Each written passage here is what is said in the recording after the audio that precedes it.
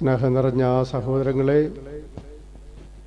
നമ്മളൊരാളെ നോക്കിക്കാണേണ്ടത്, ഒരാളെ വായിച്ച് മനസ്സിലാക്കേണ്ടത് ദൈവികമായ കണ്ണിലൂടെയും കാഴ്ചപ്പാടിലൂടെയുമായിരിക്കണം. ഇന്നത്തെ സുവിശേഷത്തിൽ മാനുഷികമായ കണ്ണുകൾ കൊണ്ട് യേശുവിനെ നോക്കിക്കാണുന്ന സ്വന്തം ജനങ്ങളെയാണ്, സ്വന്തം നാട്ടുകാരെയാണ് സുവിശേഷം അവതരിപ്പിച്ചിരിക്കുന്നത്. യേശു അവരുടെ സിനഗോഗിൽ പഠിപ്പിച്ചു കഴിയുമ്പോൾ അവൻ്റെ ഈ വ്യത്യസ്തമായ കഴിവ് കണ്ട് അവർ അത്ഭുതപ്പെടുകയാണ്, വിസ്മയഭരിതരാകുകയാണ്. എന്നിട്ട് ചോദിക്കുന്നു, ഇവന് ഈ കഴിവ്, ഈ ശക്തി, ഈ ജ്ഞാനം എവിടെ നിന്ന് കിട്ടി? നമുക്കറിയാം, ഈ ജ്ഞാനവും ശക്തിയുമൊക്കെ പരിശുദ്ധാത്മാവിൽ നിന്ന് ലഭിക്കുന്നതാണ്.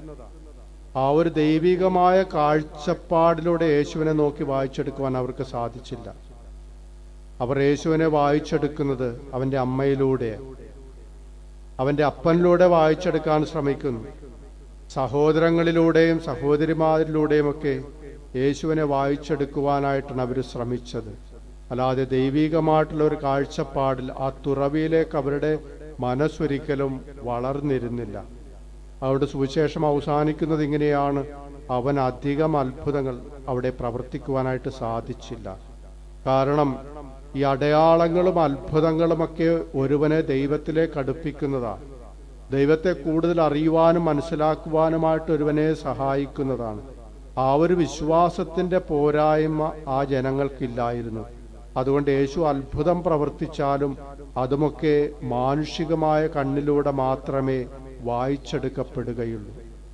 അതുകൊണ്ടാണ് യേശുവിനവിടെ അത്ഭുതങ്ങൾ പ്രവർത്തിക്കുവാനായിട്ട് യേശു തയ്യാറാകാതെ പോയത്.